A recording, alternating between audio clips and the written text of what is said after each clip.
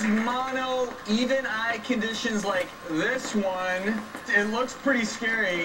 That's why today we're answering the question, how contagious is it? But first, I do want to turn our attention to the heavily publicized trial of Michael Jackson's October 13th, personal physician, Dr. Conrad Murray.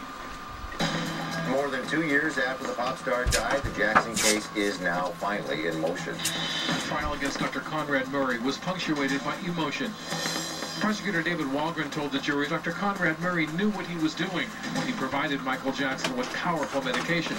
On April 6, 2009, we know there was a shipment of propofol, and in that shipment were 10 bottles of the large 100-milliliter bottles.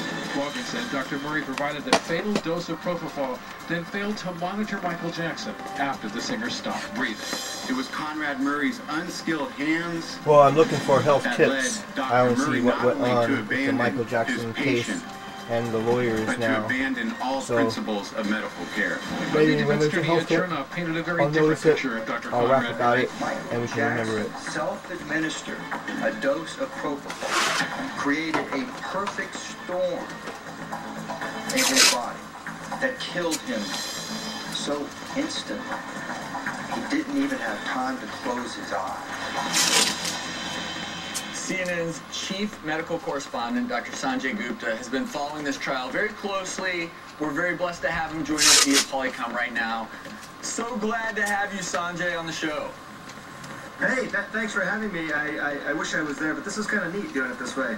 What you don't realize is I'm not actually wearing any pants, so that's kind of cool. And it's a little easier than hopping on a plane, but you've been covering this story. You know the facts, I think, a lot better than most other folks.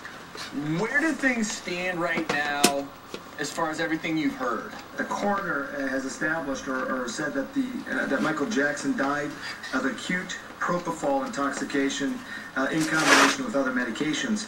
What I have sort of gathered, Travis, from listening to the testimony from both the prosecution and the defense, is that what it's coming down to is, while Dr. Murray has admitted that he gave propofol to Michael Jackson, what the defense is trying to say is that the lethal dose, the dose that actually caused Michael Jackson's death, was given to him by himself. It was self-administered.